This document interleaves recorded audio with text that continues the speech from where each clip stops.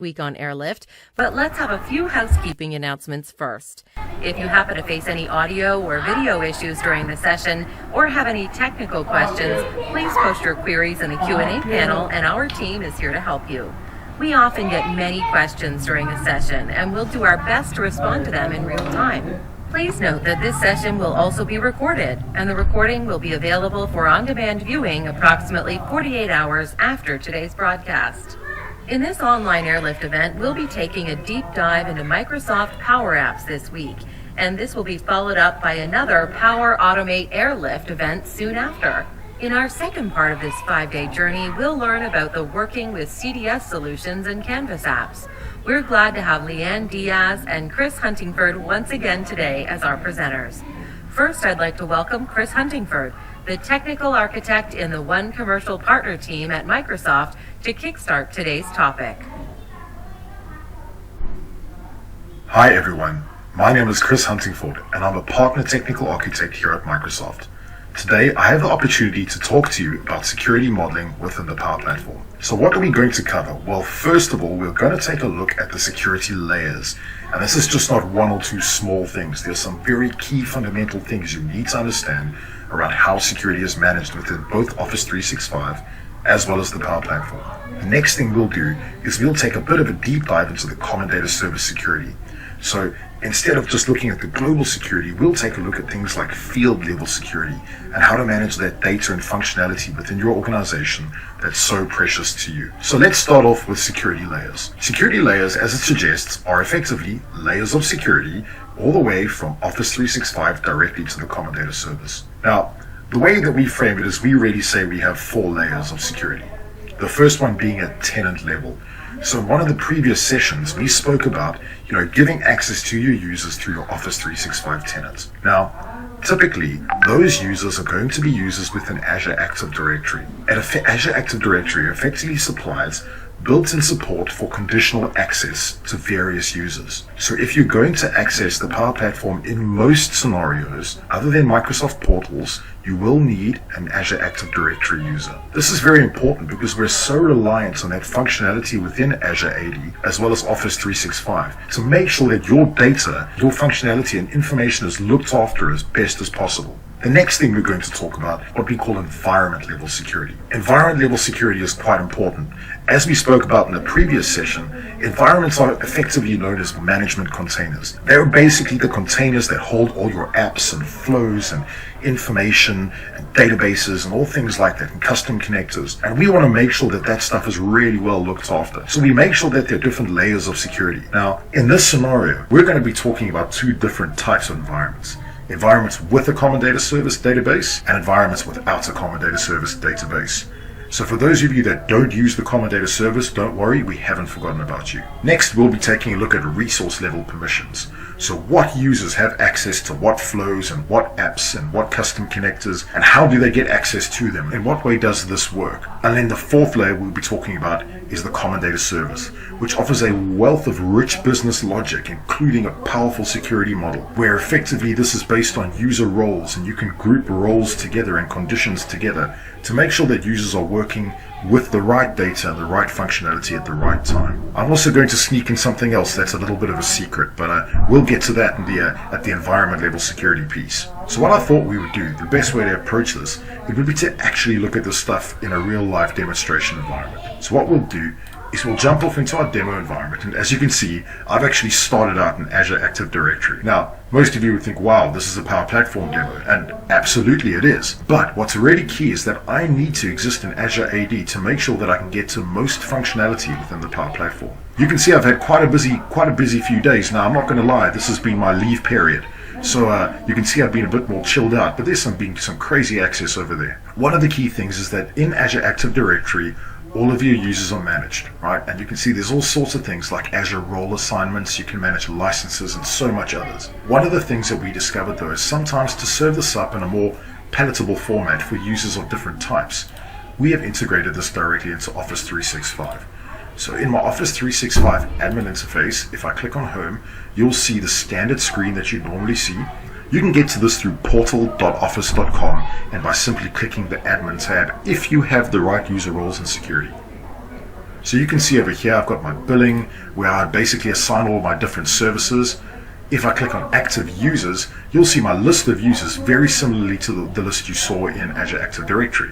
If I click this user, which is me, you'll be able to see some information about me. So the aliases that I go by, my email address. You can see I've got some roles. I'm a global admin.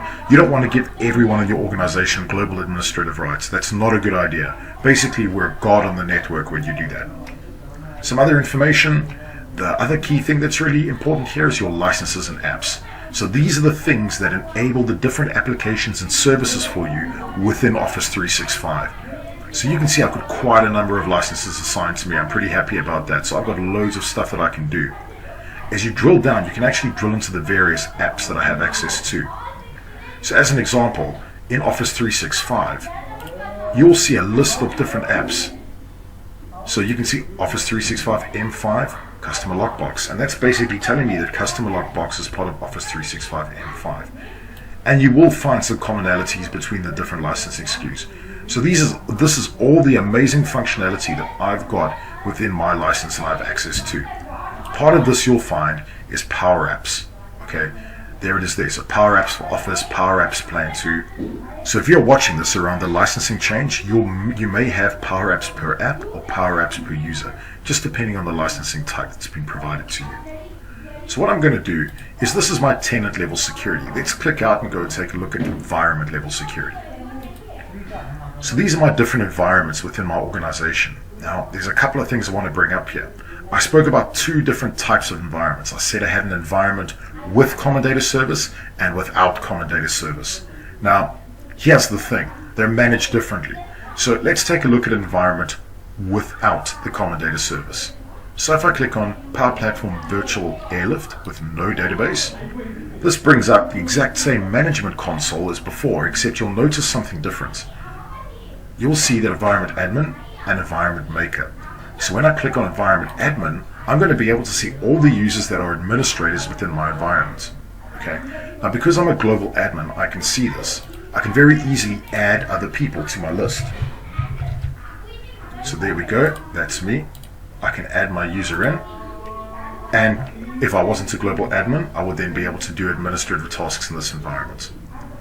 If I go back, and I go and see Environment Maker, these are all the people that can make apps and build solutions in my environment. You can see that 2 users have access over here. So that's fantastic. That basically means that these 2 users have the ability to build apps and flows within this environment. What's great about this is that you can lock this down. So if you want to give people a personal productivity environment, you can easily do that by limiting the makers to just them. Or they could do that themselves if they had the right user roles and permissions. I do have this magic button at the top that says add everyone in my org. You are able to do that. If you are in a production scenario, I do not recommend clicking that, but it's great for testing, really great for testing. So we've spoken about environments without the Common Data Service. Let's take a look at environments with the Common Data Service. Magical. So I'm going to click on PPVA, and you can actually see that when I open this up, it'll have a database over here at the bottom. There we go. So it's got my database version, and I don't have access to those 2 roles. The reason is because those 2 roles get absorbed. Those 2 roles, the Environment Maker and the Environment Admin, get absorbed into the Common Data Service. So it's easier and provides a more centralized location for you to manage those roles. We won't go into that yet. We'll go into that into the 4th module. From a Maker experience perspective, just to show you that this is reflective, if I go into my Maker experience and I select Power Platform Virtual Airlift over there, you'll have the ability to see that I've got all those different applications, and here's my Common Data Service data entities that are available to me.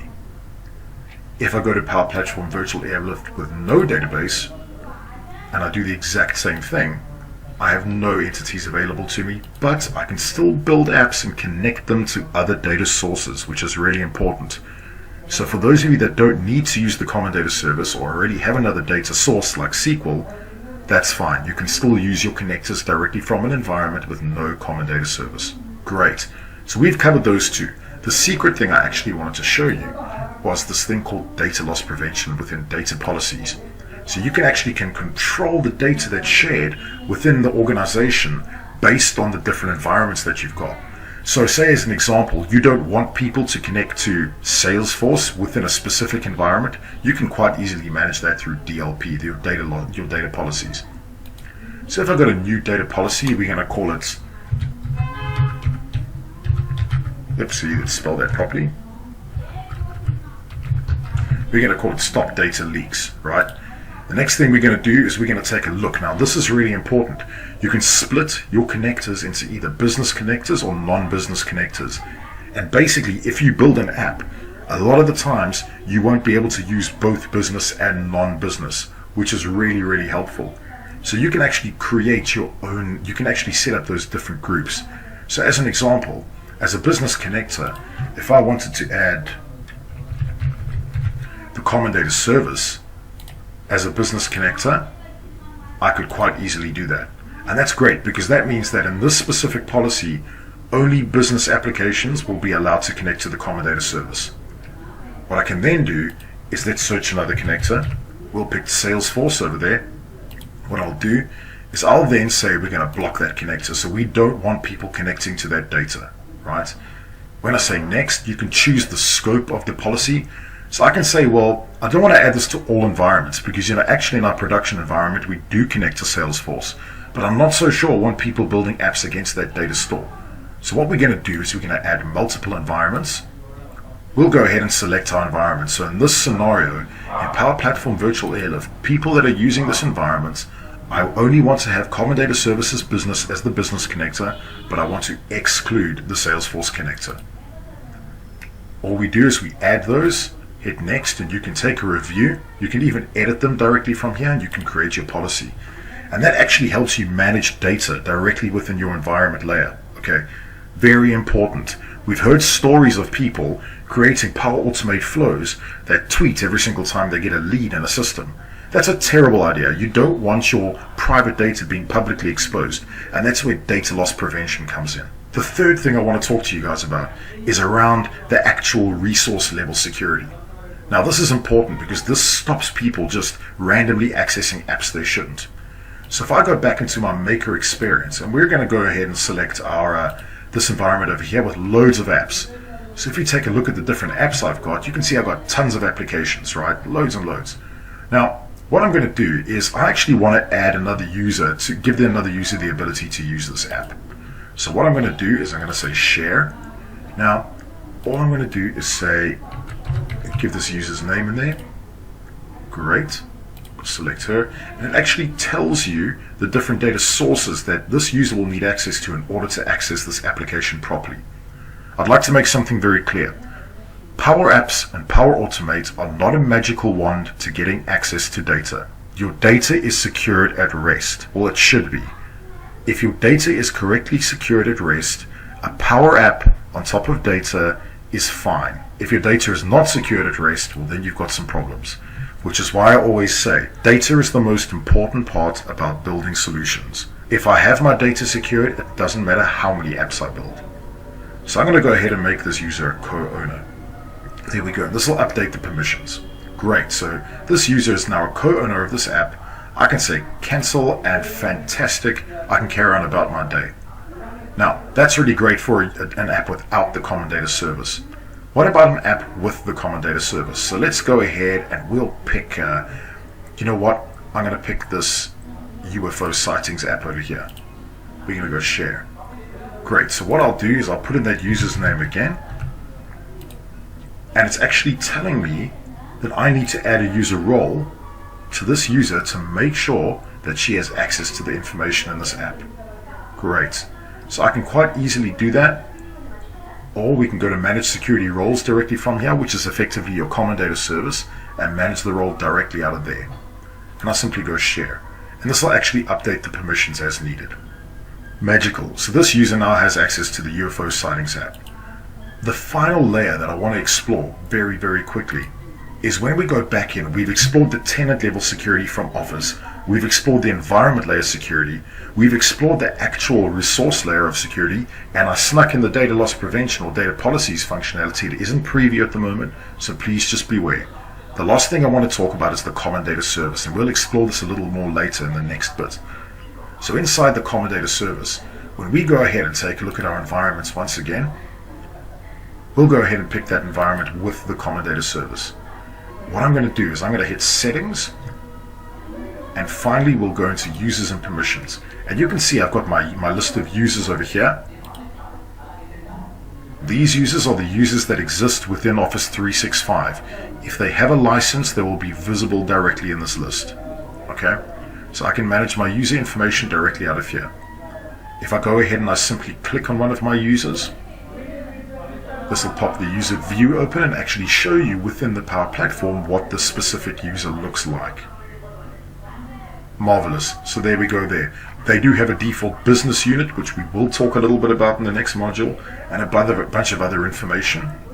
Similarly, if I were to close this and go back into Settings, and then I go to Users and Permissions and select Security Roles, this will give me the access to actually go ahead and edit those security roles directly within the Common Data Service.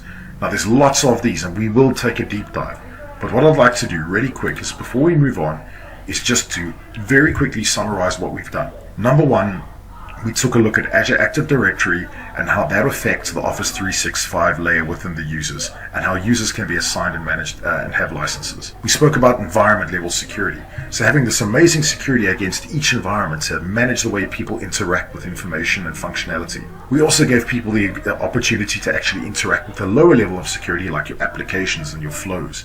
So you can lock that down and open it up as much as possible. And I did sneak in the data policies there where you could actually lock data down within your organization. And then finally, I gave you a hint of the Common Data Service and what it could potentially do.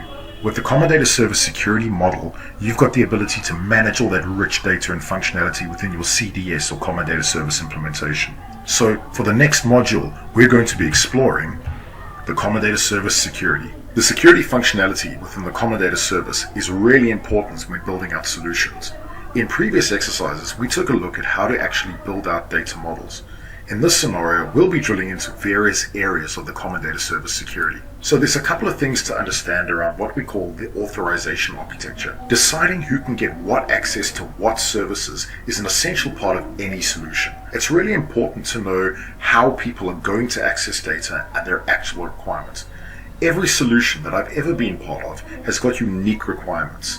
But what we found is that developing these common capabilities and patterns can be really, really great from a reuse perspective.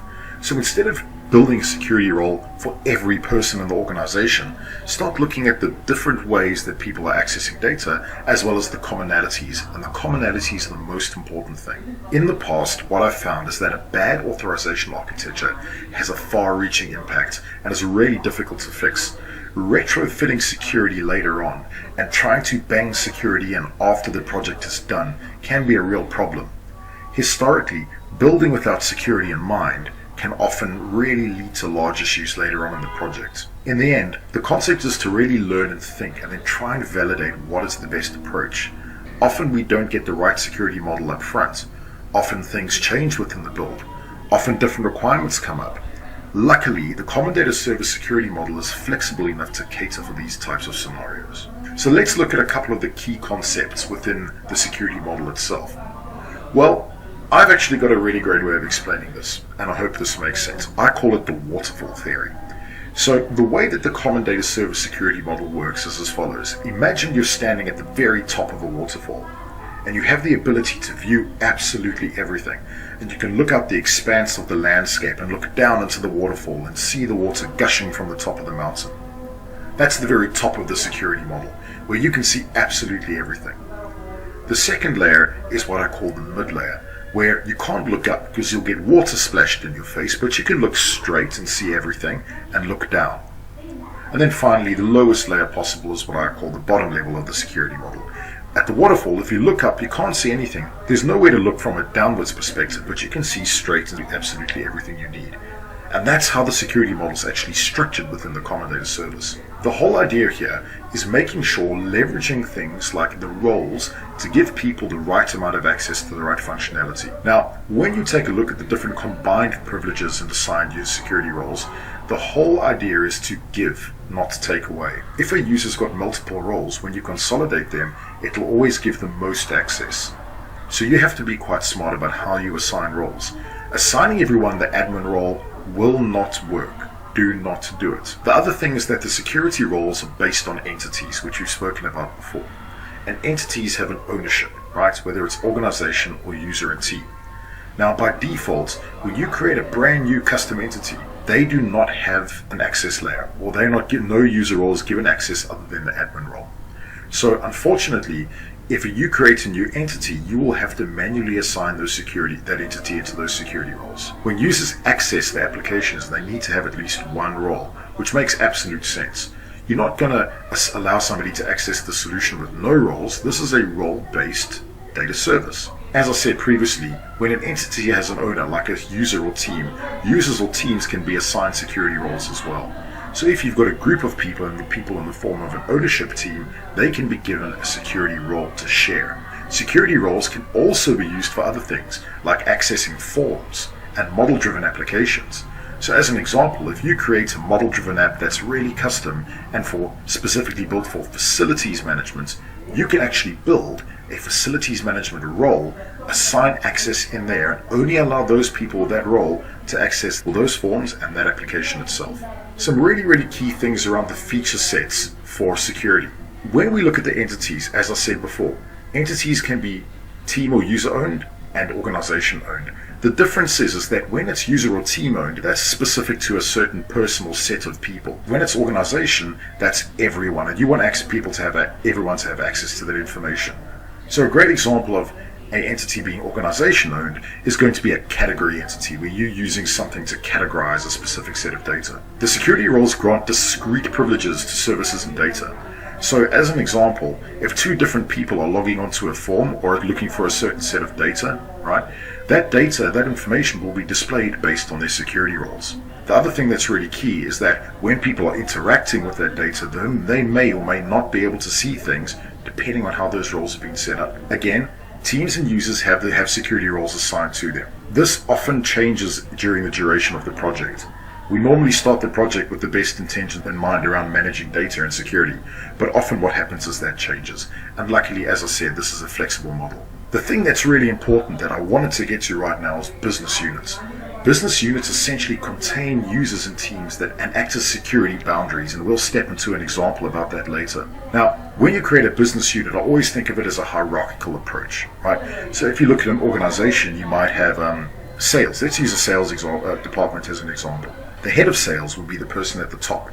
Then you might have a number of regions, and each of those regions would be its own business unit. Now, business units do not necessarily allow cross-consolidation of data between the two units. They might be considered separate, or you might want to share. But typically business units are the things that silo their information, and users typically get assigned to those units. So it's very important to understand that business units are very key in the management of security roles and privileges. When we talk around sharing information, what's specific is that you can actually cross-share details and information outside of the business units or outside of the team structure. So as an example, if I'm working in the sales region 1 and I want to share data with sales region 2, I can quite easily create a team that helps me do that, or I can manually share the record. Something great about the Common Data Service, which we always find is a massive one-up on a number of other data stores that we work with, is the ability to have field-level security. And we can actually control the access that users have to various information in various fields. Now that helps, especially when you're dealing with things like vulnerable citizens, or things like pricing and inventory. You don't always want people to see it, but you really want people to have the ability to manage all of that information. Finally, we've got our auditing. Our auditing functionality can be turned on for most entities within the system. So as an example, if somebody changes something, it's very easy for me to go back to that auditing list and actually see what's been changed. And this creates visibility from a data perspective. So when we talk about business units, the example that we gave earlier was sales, but this is a really great example of how a business unit structure could be set up. When we're looking at lots of different organizations, you might have a sales department, you might have a customer service department. Customer services deal with customers in a very different way sales deal with them. Often, customer service don't need to have visibility into all the sales data, but sometimes the sales team need to have visibility into the customer service data. So what you do is you basically create these invisible walls between data. Now you know how to control them, but the users may not. The most important thing is that the right information is serviced to them at the right time. And this type of business unit structure is very common within organizations. Often organizations split their business units in quite detail. So you may actually have departmental related business units dropping out into team related business units. And you say, that's crazy, Chris, because you can have teams as well. Yes, that's very true, but sometimes they need a more formal structure around managing those business units. The other thing that's important to me is the fact that when you have business units, you promote that waterfall approach within your organization around managing data. So a top-down approach from a data perspective, but giving options to share data across as well. So if I wanted to share data from my waterfall to another person's waterfall, I could quite easily do that. And that's the importance of business units. So business units are the more formal structure in which we manage data from a hierarchical perspective. Teams are the less formal structure. Teams allow you to create these sort of groups of people from any business units within the business, give them actual user roles, and allow them to interact with data in the same sort of way. So like I said, you might have a business unit for a single sales region, but you might have a team of people from 2 different regions working together on a set of accounts. Now that's really important because when you have ownership teams, those specific teams own records. They're very good when they're static. Access teams work a little bit differently. They typically aren't given security roles, but can have records shared with them. Now these are great because they're typically dynamically created and dissolved when needed. So the example I'll use is a bid team. So when somebody's filling in a tender response, you're not going to create a static team for that because it's not always going to be the same group of people. You're going to have an access team, so a different group of people interacting with that data. And as I said before, you can actually assign records to these people and allow them to interact as needed. And that's why access teams are very important. So when you're looking at security model design principles, there's a couple of things that always need to be brought to the forefront. Assigning responsibility does not always mean or need restricted access. So typically, when somebody is assigned a set of records or they are the owner of records, they don't often need to have full restriction, or the users underneath them don't necessarily need to have full restriction. And that's where the concept of teams comes in. When we talk about exceptions, often what we find is when people are designing from a security perspective, they treat exceptions as the golden rule and they try and build for those exceptions. The problem is that when you have generated those exceptions and you build your model based on those exceptions, you run into far too many variables and anomalies. So as we mentioned before, look for the commonalities and then treat the exceptions as exceptions. You can't take back access for one record where you've granted access to a broader set of data containing it. That just isn't possible within the solution. It's very important to understand that once you've generated that access, it's there. When we talk about leveraging the business units, we talk about using them from a manageability perspective. So we call them kind of containers for those types of people, those users. And it's not just for matching an organizational structure at all. That's just part of it. You can really create these really in-depth sort of constructed units that help you manage users and help you manage those privileges, which is really important. And as I said, it's a really great way to manage that waterfall approach. Very, very important last rule. Use the most simple performant design that meets requirements. Complex creates problems. Simplicity is easily adopted. So when we start looking at it from a simple perspective, it's much easier to generate that data model, leverage that data model from a security perspective, and then treat the exceptions once again as exceptions. And that's really core to what we're doing right here, is making sure that simplicity is implied, but also usability. Alright, so let's take a look at security across the layers of the platform. API access must be considered in these scenarios. In a number of deployments, a lot of the time organizations will extend the platform using plugins. Okay, and plugin work can be easily run with elevated access. All API code, depending on the user authenticated, can impersonate another user. So when you're building out your code, it's important to take into consideration how the code is being run, how the API is being accessed. So really just understand the best practices around coding and what the right ways to do things, and your organization can determine that. Another key thing to remember is that you can actually take information offline using the Outlook client. Now what that basically means is that when you take that information offline, this opens up for users to perform queries that bypass the custom filters. When the information is offline, we don't have control on that localized SQL database, so they have access to that information. Another thing that's really important in these scenarios is when you're building calculated and roll-up fields, they can leak information because they don't understand the security roles. Right, so if you have a roll-up field on a form and it's calculating a bunch of information from related child records, we don't have the ability to mitigate that security process, to mitigate that access. So they will be able to see that information. So it's definitely something to keep in mind. One of the things I'd like to do, just to highlight some of the stuff we've spoken about now, is do a little bit of a demo. So the way I'm going to walk you through this is, first of all, I'm going to show you just in the Maker experience some of the information within the custom entities and the standard entities. We'll then move on to looking at business units, teams, the security layer, and then maybe at the end, if we can squeeze it in, some field level security. So let's get going. Alright, so we're currently in the Maker experience, and I'm going to start using the contact entity to highlight some of the ownership around the way this entity is built. So I'll pop into contact, we'll go into settings. Just on the right, we'll pop open the entity ownership, and you can see ownership is user or team. So that's fantastic, right? So that basically means that this entity or this record will be owned by a user or a team / group of people. So I'm going to pop into one of the applications I've got open. This is a model-driven application, and I'll open up my record. And quite creepily, it's owned by me. Right, so what if I want to give that record to somebody else? So potentially a user or another team in the system. I can go to assign. I can go ahead and select the relevant person, so we'll pick this user over here and say assign, and now this user owns the record. However, because I'm part of the same business unit, I have access to the information, and that's how the user roles are structured.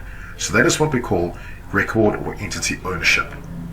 Now, we did speak briefly about business units, so if I go into the settings area of one of the environments, Power Platform Virtual Airlift, and I go and take a look at the business units over here, you'll see that my business unit hierarchy is defined.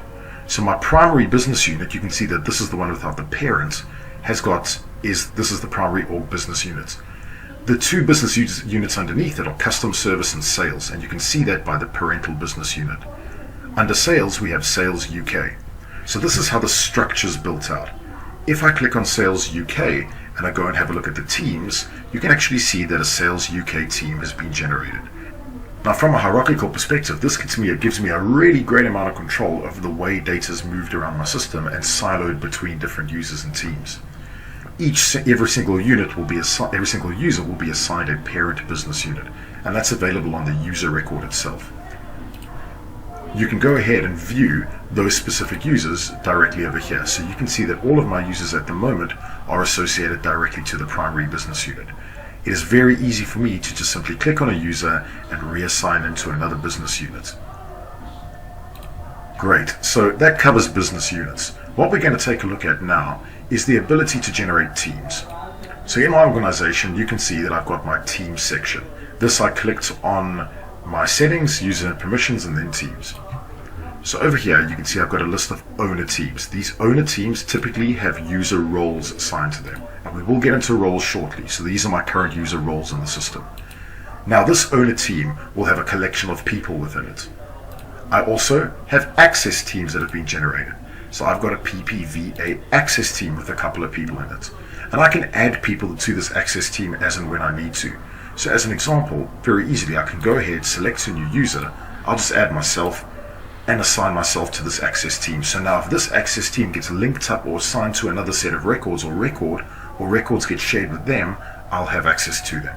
These don't typically have user roles. The role is defined by the user within the team. There are a couple of other really interesting teams which I'd like to show you. So in Active Directory, we've got the ability to generate groups. And as you can see, I've generated two groups, PPVA Office Group and PPVA Security Group. Now, if you're an admin, this makes your life a whole lot easier because you can actually generate teams based on those groups. There we go, PPVA Office Group over there.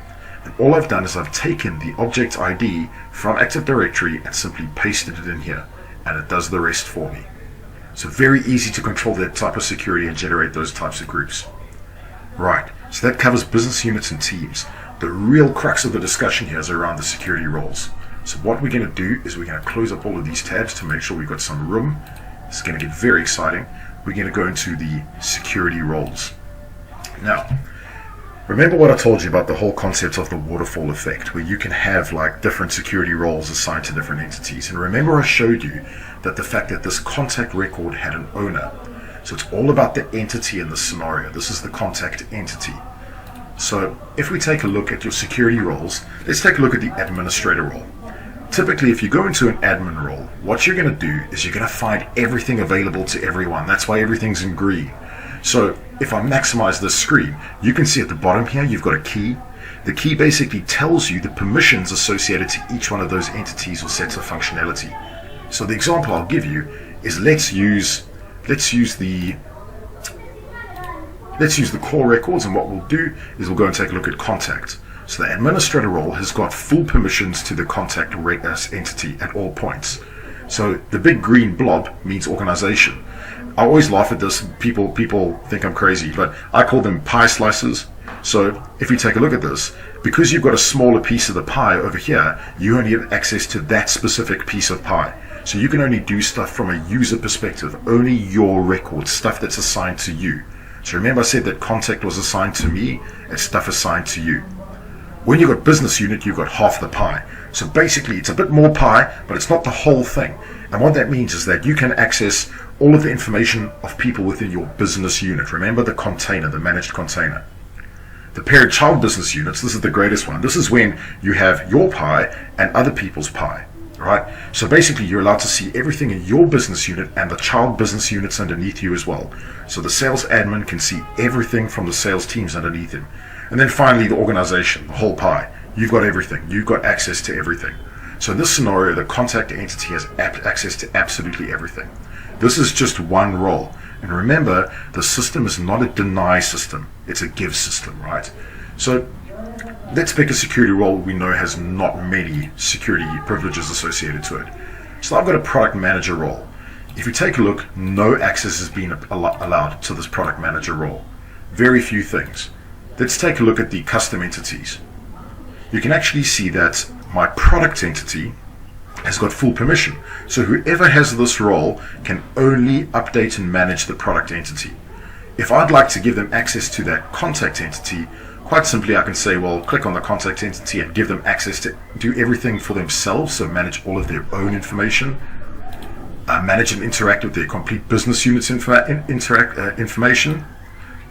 interact with the business unit underneath's information as well, and then the entire organization's contacts. Now you've got to be careful here, because a lot of the time you might want to give everyone full access except delete.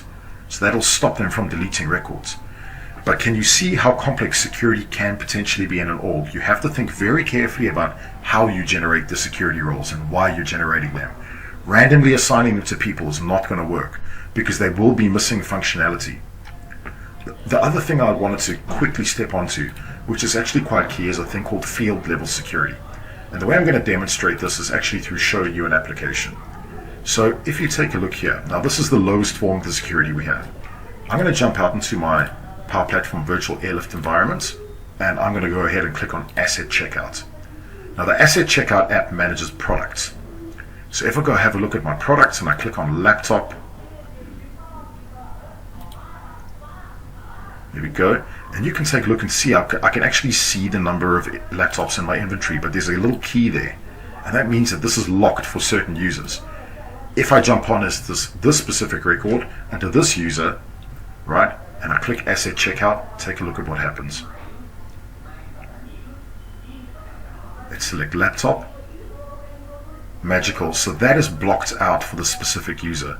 She cannot see this information. She has access to the record, but she can't see that information on the field level security because of the field level security profile that I've set up. In order to set up field level security, all you're really needing to do is jump into the old admin experience. They haven't quite moved this over just yet. And what you're going to do is you're going to move over to security, field level security profiles. You can see I've got a product management profile over here, and you can define the fields that this has visibility into. Now to do this, you need to do this through the configuration screen, right? Very, very simple. In the config screen, you just select whether the field is enabled for field level security or not, and this will show up here. So it's very important from that perspective. One of the last key things that I'd like to show you is the fact that we have the ability to manage auditing. Now, if I went ahead and I changed something on a specific entity that's been enabled for auditing, what would happen was that I would extract an audit summary report to give me information. So this is all the access that's happened within the solution. So you can see there's been a lot of access. Oh wow, look, there's been an update on a product. Don't know if I trust that. oh, somebody changed the inventory from 5 to 105. So I can actually go ahead and check out that specific record and understand exactly what was changed. So to finalize this discussion, I'd like to say a couple of things before we wrap up. First things first, we have more than one security layer. Its point is trying to hammer everything into one security layer. The second thing is that it's to keep it simple. Don't overcomplicate it. Look for commonalities and patterns instead of looking for the exceptions. Making it manageable and simple is going to benefit you in the long run and benefit your customers far more than making a complex security model that's not supported. So thank you very much for your time. Thank you, Chris, for the great insights. Now I'd like to welcome Leanne Diaz to take us through the topic. Lee, you have the floor. In this module, we will have a look at solutions. Think about solutions as containers that help you package various components of your applications that provide you with the ability to track the changes you make to your common data service, your Power Apps, and your Power Automate flows. Solutions help you transport your components from one environment to another. So for example, when you begin configuring your solutions in your development instance, you can package these into a solution and efficiently move this across from your development to your test environment. And once the testing is concluded and you've got the go-ahead to deploy to production, you can then move these solutions to production. If you have multiple environments, each of them would have their own set of solutions, which can include entities, forms, views, business rules, and other assets required to run applications, including components created by developers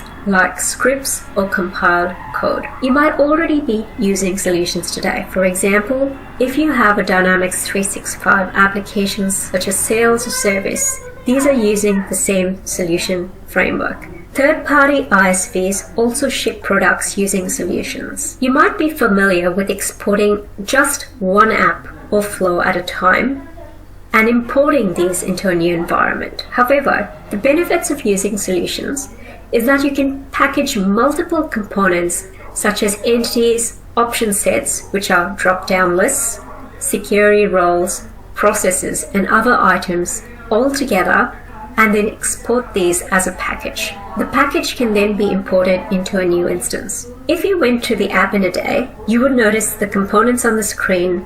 They might actually be familiar to you. And although you didn't create solutions at the time, you would have configured a device order entity in the Common Data Service and the security roles for users to gain access to the entity. You would have also configured a business process flow for the device procurement process and an order approval flow to trigger approval notifications when a new device order was requested. You also had your Canvas app to filter devices based on manufacturers and compare these devices and create device order requests. Now, if you had to take all these components and package them up, this is what your container would look like. There are two types of solutions.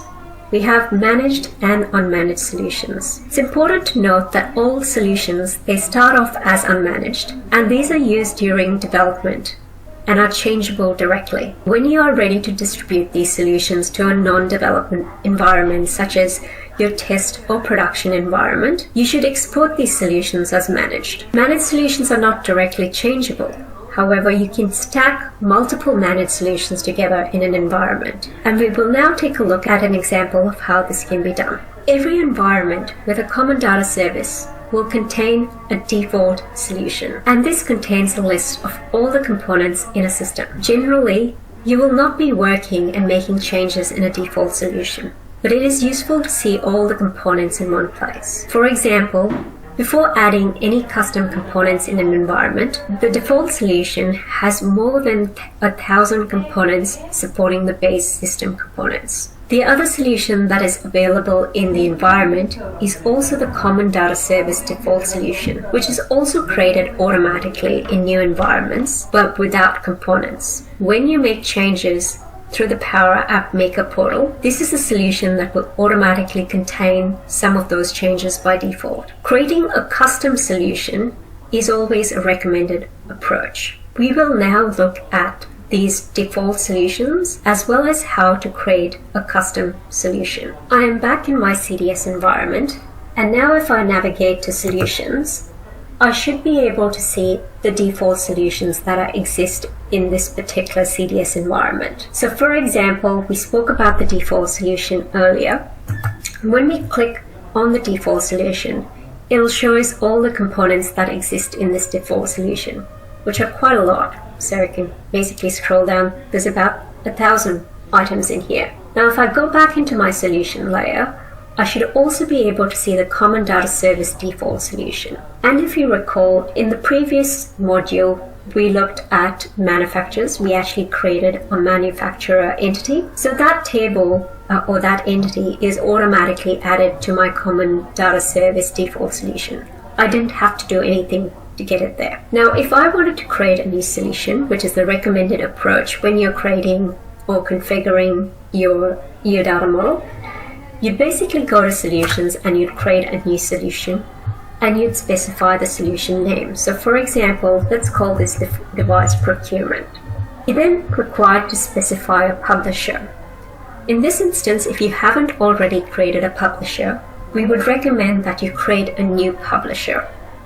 The publisher helps you identify who has made changes to that particular solution, and it also allows you to specify a publisher prefix. So for example, if your company name is called, let's say in my case, I work in Microsoft, so I'm going to say display name is Microsoft, but you can put your company name in there. The schemas will automatically be generated. But what you can do is also put a prefix. So every time you create a new entity or a field using the solution, that prefix will be retained. So for example, I could put MSFT, or I could actually put MS1, whatever prefix you use. It's important that you kind of standardize that within your organization. So now moving on from here, any entity or field that I create through the solution will have that prefix. So I'm going to save and close my publisher, and I'm going to choose that publisher option. So let's just say Microsoft. The version is automatically created for me, but as you increment or as you make changes to your solution, you can increment your version major and minor numbers. So we're going to just create our solution, which is called device procurement. And now what I want to do is when I go into my device procurement solution and I add a new entity, we're just going to test that publisher prefix. So you'll see that the publisher prefix has been updated and it now has the MSFT, which I just used. When making changes or creating new components, you should always start from within the custom solution you've created for your project. Solutions can handle multiple component types, and you'll find that as the Power Platform evolves, new component types will be added to solutions. AI Builder is an example of a new component type that was added to the Power Platform in the last year. You can also add subcomponents to solutions. For example, entity subcomponents includes fields, forms, views, charts, etc. Another important consideration is to note that reference data is not included as a solution component. So your lookup data will not move with your solutions. However, there are tools available to help you with this. But bear in mind that you will need to think about managing the data component separately. New improvements releasing soon with the Solution Explorer will change how things are viewed. You'll spend less time searching and transitioning between designers and more time on making apps. We've also added secondary navigation for easier transitions between solutions and solution components. Additionally, now you can also see your recently viewed items, and they're just one click away. If you leave and come back, we will remember your settings so you can pick up right where you left off. Solutions are made up of a set of components, and these components often depend on other components to work. For example, if you create a dashboard that has a list of device order records on it, that dashboard component is dependent on that entity, which is device orders, being present when the solution is installed, or it must be included in the same solution as the dashboard. Component dependencies can be resolved by an item in the same solution or they can be resolved by an external solution. When it's resolved by an external solution, that creates a solution-to-solution dependency. In an environment, solutions are layered, meaning you can install multiple solutions in an environment. Here is an example of a healthcare-related solution. So you can start with the Common Data Model Healthcare extension, which has healthcare-related entities. And by importing the Common Data Model solution in, this combines with the system entities that come out of the box. If a Contoso as a company has created a new solution and built on top of the existing and imported solutions, when you start building your apps, users will be able to see a combination of the components that are present in all your solutions. Layering determines what end users see. And here is an example of an environment with multiple solutions. Each of these solutions caters to a specific use case or scenario, but they can coexist within the same environment. To view the change properties of your solution layer, you will need to switch to Classic for the solution, choose the component, and then select Solution Layers and choose the solution to see what has changed or been modified. This is important if you want to see what changes are being made to an entity. When you're adding items to a solution, you have two options that are available to you. You have the Add New option or Add Existing option. If you're adding new entities, you can basically create apps, data model components, automation components, and all other solution components to your solution. If you're adding existing, this is how you bring in your custom solution components that already exist. When you select this, you will be able to choose the component type you wish to add. You generally do not want to check the All Components checkbox that you see on the bottom of the screen. Primary scenario for using this option is that when a new entity is created in the Common Data Service environment, but wasn't originally added to the solution, and now you want to include it, this is when you will check that option. But if you are referencing an existing entity that was already added to your CDS environment by installing a managed solution, it is not recommended to include all components. We'll now have a look at the demo of how you can view your solution dependencies as well as add new items to your solution. So I'm in my environment right now, and I am in a sandbox environment. So the first thing I'm going to look at is how to add items to a solution. I've already opened my solution, which is an Airlift app solution. So I was in the solution pane, and I've just clicked on Airlift app. Now it shows me the components that already exist in my Airlift app solution. So I have the ability here to add new components. Now, important to note that if you click on new components, you are creating that entity in the Common Data Service. So although you're creating it in the solution, you're also creating it in that Common Data Service. So you're not using something that already exists. You're basically creating something that's new. But in my particular scenario, I don't want to create a new entity. I want to actually add something that already exists. So in this case, I want to add devices and manufacturers. So I'm going to click Add Existing and choose an existing entity. Now I have a whole heap of entities that are available in my Common Data Service environment. I can also filter for those items by searching it by item name. So I want to add devices and manufacturers. Or if I want to search for the entities that I created, I could use my publisher prefix and it'll show me all the items that I created using that publisher prefix. So I can basically select both device and manufacturer and then click Next. In this screen, it allows me to specify what components I want to take through. So what are the sub-components I want to add to the solution? So if this is the first time you're creating the solution and you're moving the solution across to other environments, then you want to click on Include All Components. When you do that, you'll notice that the Include Entity Metadata gets ticked and is automatically grayed out. The entity metadata is basically things like, is the entity enabled for audit? Are quick create forms enabled for the entity? There are a whole heap of stuff from an entity metadata perspective that is being managed. So those get exported as well. You want to take note of the include metadata, especially if you're not importing or exporting your solution for the first time, but you've made changes to it and you've also made changes to the field, because often people forget to choose the entity metadata if they're selecting only specific components. So you want to make sure you're choosing the right options when you're exporting your solutions. Now, what we're going to do with devices, we're actually going to include all the components. And with manufacturers, we are going to select only the manufacturer form. So if I click on forms, I can basically just select the form. But as you've seen, we have various options available to us. We can select fields, relationships, business rules, and so on. So in this particular instance, let's just select the form and we'll click add. So the moment I do that, it's going to allow me to now add those two components and the subcomponents into the solution. And you should soon see them here. So we have those here, but before I move my solution across, I could also add the required components. Now, because I didn't add all the information for manufacturers, so let's just click on manufacturers. And you'll be able to see here that there are no fields included. There's only the form that I chose earlier that was included. So only the form is included.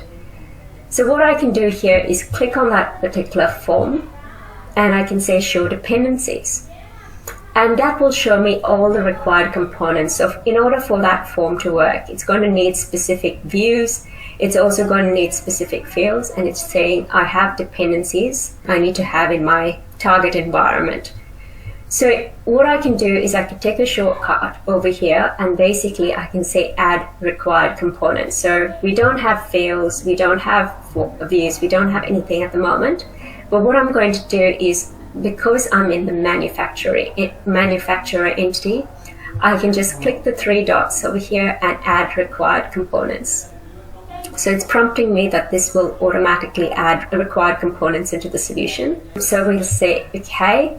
And what it's going to do is it's going to see what information I need for that form and automatically go and pull in the necessary information. So it said it's successfully imported. Let's just refresh that. So while it loads, it should automatically add all my fields. So that's done for me. So we've had a look at adding existing entities into our solution, and we've also had a look at how to view dependencies and add those required components into our solution. The next thing we're going to look at is removing items from a solution. So now when you have items in your solution, you have two options from if you want to remove those items. So let's go back into our Airlift app solution and let's select the device entity. Now if I wanted to remove this from the solution, I can basically remove it from the solution or I can delete it from the environment. It's important to pay attention to what it is you want to do, because if you remove it from the solution, data will still exist in the common data service. So if you had any related data that was being captured for devices, that will not be lost. However, if you do delete it from the environment, you're deleting all references to that particular device entity, and you're deleting it from the CDS environment as well, which means all your data that's stored to that particular entity will be deleted as well. Now we're going to have a quick look at moving Canvas apps via solutions. So what are the things that you need to be mindful of? So the latest published version of the Canvas app automatically gets pushed into the zip file created by the solution export. So if you did include your Canvas app in your solution, the latest published version gets pushed into the zip file. And the logical name also gets carried over with the display name. The app will show up in both your imported solution and target environment app list. So if you click on Power Apps and Apps, those apps will show up in your target environment app list as well. Now, if you're moving flows, so your Power Automate flows via solutions, those flows are imported, but they're disabled by default because the connections in your target environment need to be reset. So you need to basically reactivate those connections in your target environment, and hence you will need to edit and fix connections on each flow. The flows won't show up on the list of flows until you fix those connections and you activate your flows. So you got to be mindful of these things as well. The next item we're going to look at is working with managed solutions. Now, the managed solution lifecycle looks somewhat like this. You create a solution in a development environment, you make changes to the solution, and then you will export that solution as a managed solution. You will then install that solution into your target environment, and you might need to make changes. So you might have a situation where certain items in that solution need to be modified and released to a test environment. So what you do in this particular scenario is you'd create a patch, and then you'll install the patch. Now, when you're ready to roll up changes from that base solution and the patches, you can basically roll up the patches in your solution as well to create a new version of that solution. So when you export an entire solution with all the components, means you might actually end up carrying over unintended dependencies. So to address this, you can basically create and publish solution patches that only contain subcomponents of the entities rather than the whole entity and all its assets. So the original solution and one or more of the related patches at a later stage can be rolled up as required to an updated version of the solution. Now, patches can be applied to both unmanaged and managed solutions. So if you look at applying patches, this is how it works. So you might have the system solution. On top of that solution, you have solution A, which is managed, and you've basically already imported this managed solution in your target environment. And then you have multiple layers of that managed solution. And you also have an unmanaged layers, which is all your customizations from that CDS environment. What the users will see is a combination of the system solutions, what is in solution A and what's in the unmanaged layer. Now, you might need to make changes to solution A, so that's when you basically come in and you install a patch to solution A. And then you might also install a second patch to solution A. But once you're ready to merge all those patches, you basically merge those solutions, roll up all those changes as solution B. And what the users will see is a combination of what's in all your solutions. Now, cloning your solution basically will update the solution, will roll up all the changes by merging all the patches to that particular solution into a new version of the solution. So it shows you when you're in a solution, you can basically click on those three dots, clone, and you can clone a solution or you can clone a patch. So there's a few options available to you there. From a tools perspective, with solutions, there is a configuration migration tool which will help you, enable you to move your configuration data across environments. So you can also export data from one environment to another. However, when you do that, it doesn't maintain the unique identifiers for those records, which we call as GUIDs. But by using the Configuration Manager tool, what it does, it not only exports the data, but it also maintains those keys, the unique IDs. We also have the Solution Packager tool. What the Solution Packager tool does is it packs and unpacks solution components for source control, merging, and branching. And then we have the Package Deployer tool, which allows us to install solutions and metadata as part of the full installation process. We also have the CDS, the Common Data Service Web API, which allows us to connect to external applications and allow external applications to communicate with the Common Data Service. Now, when you're looking at the solution health, it's important to basically take note of the following items. So the first one is your solution segmentation. Have you created separate solutions, each for an intended purpose? So have you created the right solution packages in your system? And have you used supported techniques only when working with solutions? So have you only selected what you require in those solutions and not included all components if those were not required? It's also important when you're creating solutions to use a single publisher for all your changes. So you don't want to change your publisher midway through your solution lifecycle process. You want to make sure you're maintaining the same publisher. And what that does is it keeps your configuration changes quite consistent. It keeps your, if you're creating new entities, your entity prefix is consistent. And then you also want to make sure you're using the solution checker because it helps you fix things before you move them to a target environment. Now, you also want to make sure that if you're working on multiple solutions or solutions for multiple industries and you're building maybe proof of concepts, you want to make sure you're separating those environments. You don't want to be installing an education solution in a banking environment. It just really doesn't make sense. So if you're building those proof of concepts, segregate those solutions by creating multiple environments and using the environment for its intended purpose. And then you can also create the proof of concepts. So if you need to create those proof of concepts, use a trial environment to do that. There are limitations that apply to the use of Canvas apps, flows, and custom connectors and solutions. And these limitations have been documented in the link that has been provided below. It is important to check these limitations regularly. These change as the solution and the platform evolves. Just to recap what we've covered in this solution module, we've looked at the two types of solutions. We've looked at managed and unmanaged solutions.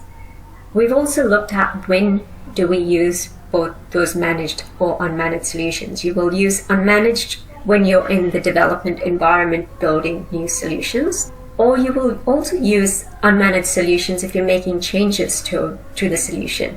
And once you're ready to deploy your solutions into the test environment and production environments, that's when you will export your solution as managed, and you will import the managed solution into your new environment. So it also, what solutions allow us to do is, instead of independently moving only a component from one environment to another, it allows us to basically create a container of all our configurations of all the components and move all of these together from one environment to another without those individual imports. And here are some additional resources to help you familiarize yourselves with solutions. In this module, we will cover Canvas apps. And here's what we're going to cover today. We're going to decide how to choose the right app type using the app checker. We'll also look at the preview or experimental features that are available. And then we'll look at how to use variables and collections, and then working with the control properties. Lastly, we will take a look at how to work with the Common Data Service connector. There are different options for businesses to get started with apps.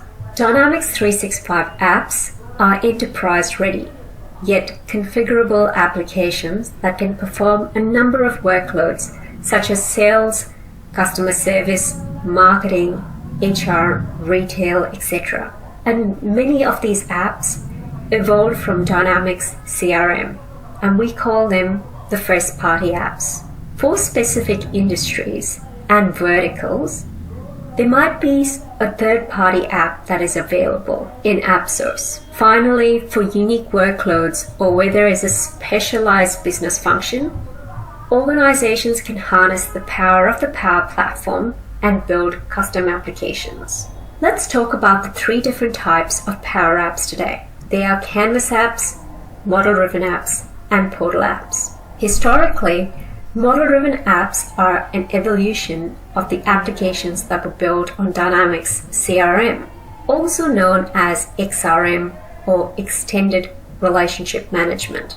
Power App portals evolved from Dynamics 365 portals, and now Power App portals can be also run on vanilla Common Data Service instances.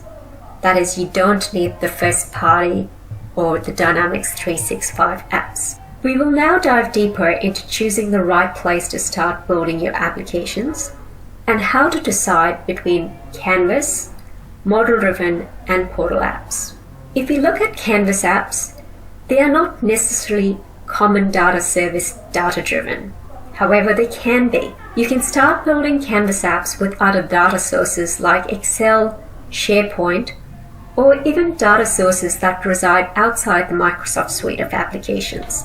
Canvas apps are usually task-focused and are geared to a single screen app, but they provide great visual presentation of the information, and some of these include navigation icons, galleries with images, forms, etc. Canvas apps are easy to configure, and the user interface is customizable based on your requirements. The Power Apps app is available for download on desktop, mobiles, which is both iOS and Android devices, which means that once you publish your Power App or Canvas app, it can be accessed on any device. You can also embed Canvas apps into SharePoint, Teams, Power BI dashboards, and Dynamics 365 applications. In comparison, model-driven apps are Common Data Service driven, and they are built on top of the Common Data Service database. They are back-office process-focused and have a responsive user interface, so they will respond to different devices and screen sizes.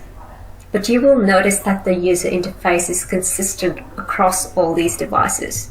Model-driven apps can be personalized for the users with customized views, charts, and dashboards. And there is also common tooling, which includes functions such as export to Excel, import data, and the user interface is consistent. We can customize existing apps provided by third-party or Dynamics 365 apps. Model-driven apps are driven by the data and the relationships, which means you can have lists of data and also forms of data.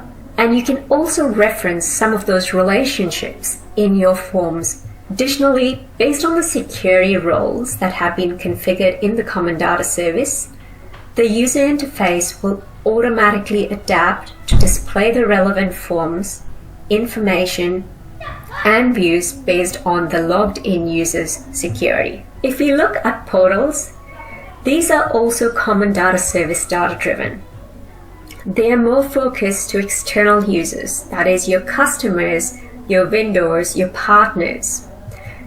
Portals are really a web application that surface CDS data or your Common Data Service data onto web pages, and it supports both forms and views that are configured in the Common Data Service. Portals can be further customized with standard web technologies such as HTML, JavaScript, CSS, etc.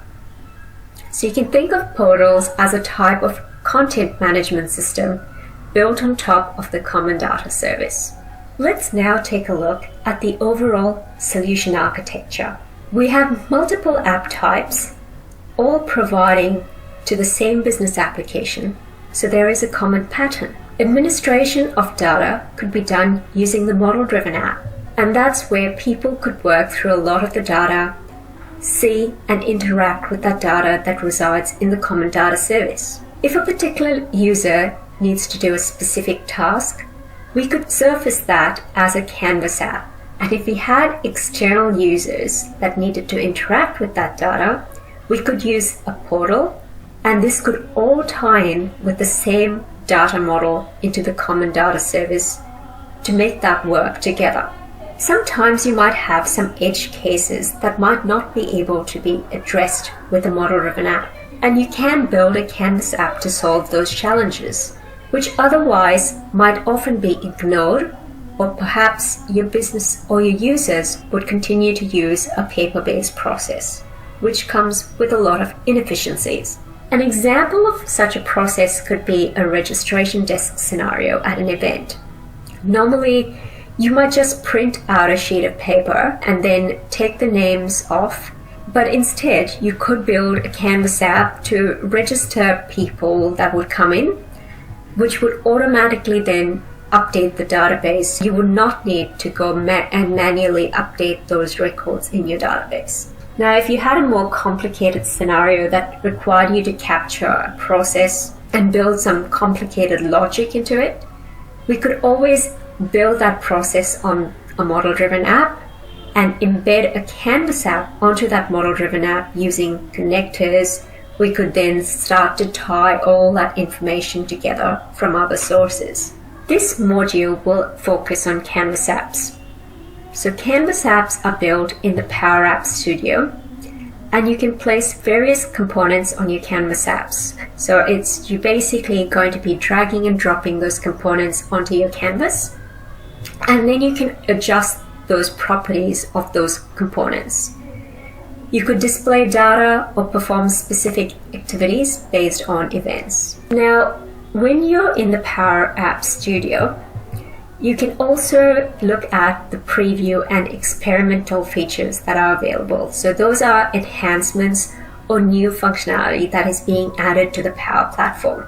And if you have been using the platform for a few months, you would have noticed changes to the platform, new functionality being introduced, new app components, etc. All these changes are intended to create a better experience, not only from an end user perspective, but also from a maker perspective. And features move to 3 stages on their way to becoming all official parts of the product. So we basically look at experimental features, preview features, and then they're shipped. So experimental means the feature is a work in progress, and you're not expected to depend on this just yet. In fact, do not depend on these features as yet, because it might go through significant changes, or it could also be dropped.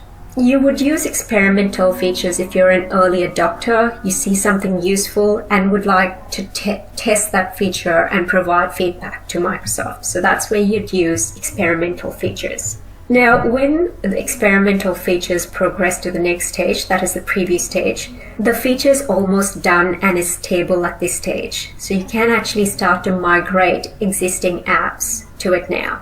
Newer apps will automatically include preview features, but they can still be turned off. So if you are creating new apps but don't want to use some of those preview features, you do have the option to turn those off. If you see features in preview, you might want to start enabling and testing this in existing apps, because these preview features will eventually be turned on for your existing apps as well. When the feature progresses to the ship stage, means the feature is tested and it's ready, it's done. All the apps now will have this feature enabled, and you will not be able to turn it off. So all new apps will automatically have this feature turned on, and for existing apps where the feature was initially turned off, the feature will continue to show as a preview feature until it's turned on. So we're going to now quickly take a look at how to turn the preview and experimental features on or off. Now, within the Power Apps Studio, you'll notice that in the top right-hand corner, there is a little stethoscope. And over here, you'll also notice that the stethoscope has a red dot. That means it has detected some errors in your app. And now this is a great feature because you can actually begin to see any of the challenges or problems you have in your app without debugging your app. The app checker works in real time, and it highlights if you have errors with your formulas or it is an accessibility issue. So it will actually highlight those 2 components for you. And from there, you'd be able to go and find additional information about that particular error, which is quite valuable, and also help you kind of reverse through that particular error and debug the application. Now, clicking into a specific item will take you to that particular formula or accessibility issue, and then you can click into it further to get details on the error. Now, in order to turn on or off some of the preview and experimental features, you need to be in your Power Apps Studio. So you're either creating a new app or opening an existing app. And when you're in this page, you won't necessarily see the same screen. What you'll basically be doing is clicking on File, Settings, and Advanced Settings. And over here, you'll see a whole list of preview features. Those are automatically turned on in your app. You can turn those off if required. And then you have your experimental features as well. So if you want to try any of the experimental features, you can just turn those on and try it out. It's recommended You don't want to be using this in your production instances because this is temporary and it could possibly be released at a later stage, or it could go through multiple changes. So this is only if you actually want to test and provide some feedback on that feature, you would turn it on. Now I've turned the container control on. This really helps with creating hierarchical layouts from a responsiveness and accessibility standpoint. So what that allows you to do is, within your app, you can insert controls. So for example, I click on input and I should have a container control. So I've got 3 containers in here at the moment. I actually have a nested container as well. So that's a nested, only see that element, and then I'll have to scroll down or scroll to the side. So this is an experimental feature which is now available for you to turn on. We want to make sure our Canvas apps are designed with accessibility in mind. Users who have vision, hearing, or other impairments can use your Canvas apps more easily and successfully if you consider accessibility in your design. If you're not sure how to make your app more accessible, you can run the accessibility checker in the Power App Studio. This tool not only finds potential accessibility issues, but also explains why each might be a potential problem for users who have a specific disability, and it also offers suggestions on how to resolve each issue. The accessibility checker detects screen reader and keyboard issues for you, and you can find information on how to fix color contrast issues by using accessible colors. For more information on the accessibility guidelines, please look into the link that has been provided at the bottom of the screen. We will now take a look at the app checker functionality, and specifically for accessibility. So if you click the little stethoscope at the top right hand corner of the screen, what that will do is it'll give you all the errors that have been found in your app, and you can see here it's found 9 accessibility issues. And it's also grouped them by the error type. So first of all, it says missing accessible label, where the device gallery here is missing the accessible label. So if you think about someone who's visually impaired and they're using the tab controls to navigate through the app, when they get to the device screen, it's not even going to tell them it's a list of devices. So you want to make sure that they know what control they are on. So it's really advisable when you start putting your controls in, you give them an accessible label as well. So we're just basically going to say device gallery in here. And then it's also found that some of the icons over here don't have an accessible label. So you can say back button. I can call it a button because it's actually going to navigate to the previous screen. Now this one, it's also saying it's missing a tab stop. And if your tab index for any of your controls is less than 0, so if it's a negative value, that means it's not going to show up when you're actually clicking the tab on your keyboard. So you want to make sure that this number is 0 or greater than 0. And you also want to make sure that if you had multiple buttons in your app and you wanted to basically navigate in a particular order, you've catered for that in your tab index. So you can basically change that number. And let's have a look at this now. Tab index. I have that set to 1. So there's all heaps of errors that it finds, but when you click into the error, it gives you options of how you might be able to resolve the error as well. So that's App Checker, and we've looked at a few accessibility checker or formula issues and how to rectify them. Now let's take a look at properties, variables, navigation, and some more items about Canvas apps.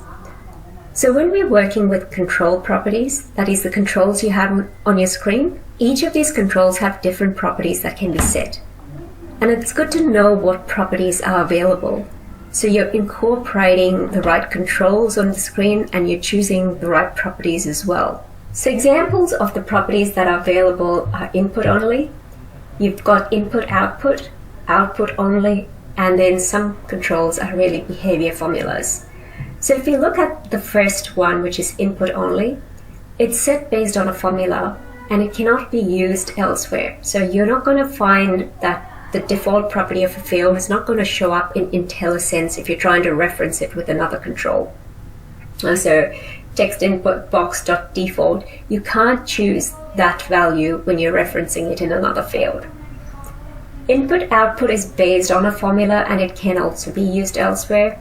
So for example, if you're looking at a background color of a field, which is the text input box.fill, the fill property is the background property. You can basically reference any control on the form and basically say it's going to use the same background as your text input box. Now, output only, you don't use a formula, and it also can be used elsewhere. So for example, the text value in a text input field, you're not using a formula to get that. You're basically using text input.text and you're relying on a user, the person who's interacting with your app, to enter that information. So you're not going to get that information from somewhere else. And some control properties define behavior-only formulas. So basically when you have buttons, or when your app loads, or when you load a new screen, you're activating a new screen, there are certain behaviors and you're triggering certain actions. So when you select a button, you might say go and navigate to a new page. Or when you load a screen, you might say set a variable or collect certain data, and you might do something similar when you're starting an app as well. Now, it's important to note that we also have a way of keeping track of progress, and you can do that by storing information and storing data in variables. So for example, we have global variables, which are set for the entire app. So if you have multiple screens, global variables are accessible anywhere. And we also have context variables. Context variables are local only to that particular screen. You can, however, pass values from one screen to another using the navigate function and update context function within the navigate function. So you can do that, but usually context variables set only to a particular screen. And then, of course, we have collections. Now, collections, when they're defined, they're available across your entire app. And collections is an array, as you know, so it's only tables that are being stored. And your primary functions when you're dealing with collections would be collect, where you're initializing your collection, or clear collect. If you're clearing your collection, you're removing everything from your collection and you're adding something new. So you're clearing it first to add something new. Clear is where you're clearing your collection entirely. And update and remove. Update, of course, you're making changes. You're removing a particular item from your collection.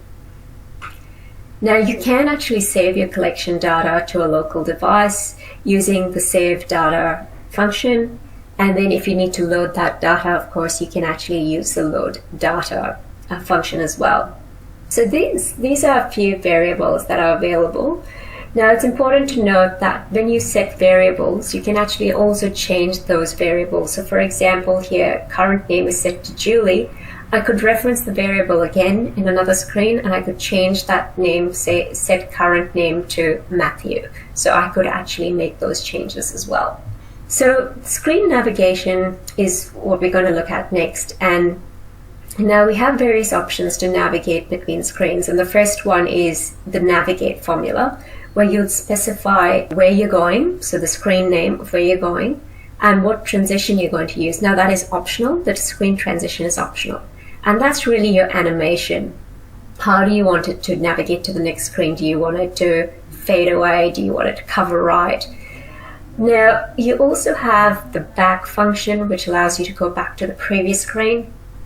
And the back function is very flexible. So for example, if you had multiple screens that could get you to a particular screen, let's say screen C, you could get to screen C from multiple different ways. Using the back function just provides you the flexibility to go back to the screen from which you came from.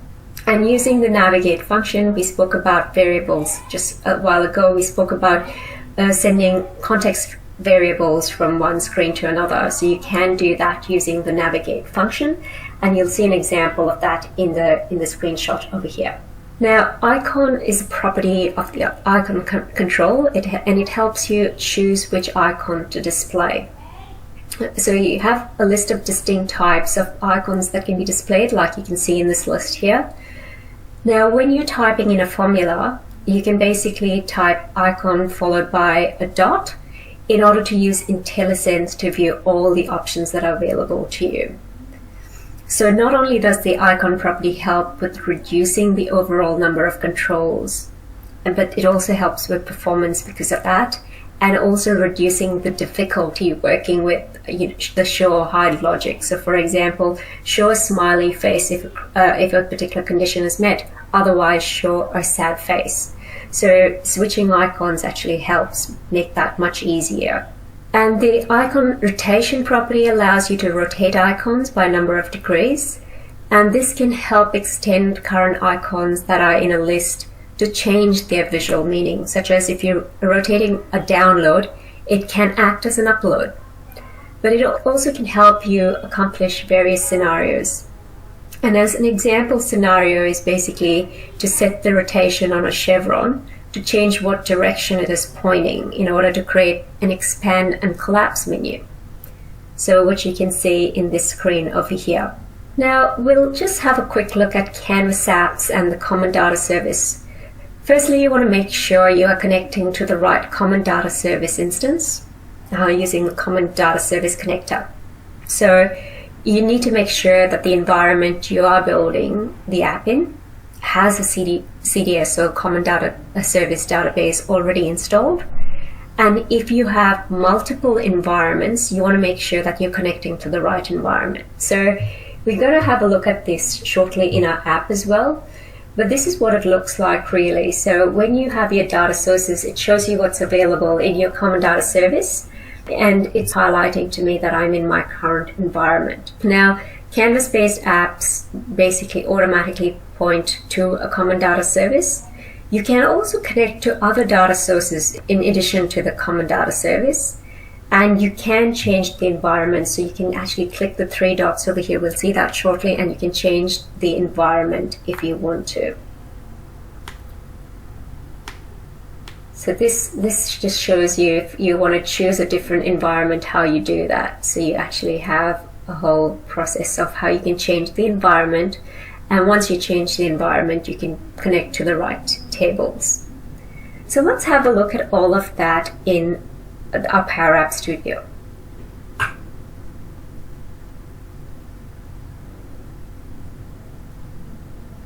The first thing we're going to take a look at is our variables. So setting our variables. Now what I have over here is I basically have a button when the button is clicked, it basically sets a variable fill, and it sets it to a particular color, and in this case it's setting it to light gray.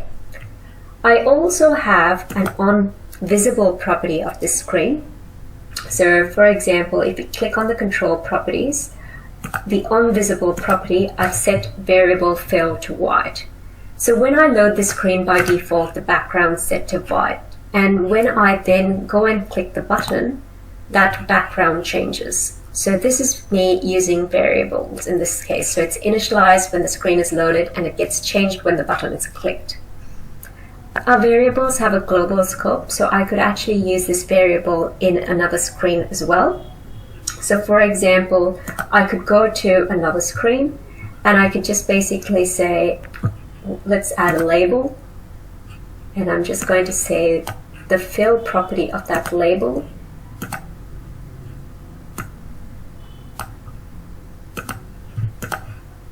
is variable fill. So it's automatically gone and updated to that color. Now what I'm going to do is I'm actually going to go back into my control properties. So we're going to play that, and we're going to go into my next screen. So right now my screen was it was white, the variable fill was white, that's why it's still white. If I go back and click the button and then I go into my new screen, that's now changed to gray. So that's setting variables. Variables are accessible throughout the app. The next thing we're going to look at is the update context property. So if I go back into a different screen right here, galleries and forms, accessibility, let's go in here. So what I have here is when I click the initialize button, I have the on select property, which basically initializes a context variable for me. So on select, let's just go there, and I set update context, I set the current total to 0. What I've done here is then when I select each item, so for example, when I check an item, I update the total to the total plus the price of that item. So we're going to see this here in action now. You can see the total is being updated. And when I remove an item, that total is automatically subtracted. Now, that context variable, the current total, will not be accessible in any of my other screens. It's only accessible through this screen. Unless, of course, when I was navigating to the next screen, I actually used that in my navigate formula as well. So in my onSelect property, if I actually set that update context to send the variable across to another screen, I could do that as well. When you're setting variables, you can also set variables based on an item that's selected in your gallery. So for example, I've got a manufacturer gallery, and what I'm doing here is I'm setting the variable manufacturer to the item that is selected, but I'm getting the manufacturer name. So for example, if I select Microsoft over here, that variable manufacturer will be set to Microsoft. So I can go back into a new screen. Let's go into this one, and I'm just going to say variable manufacturer, and that should update to Microsoft. So it hasn't actually saved my changes. We're going to try that again.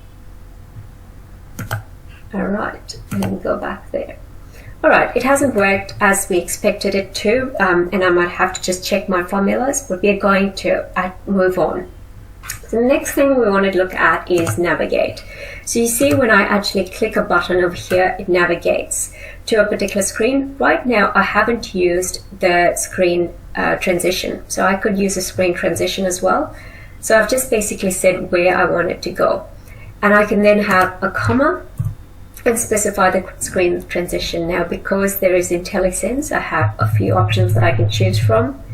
So I'm just going to choose the fade option.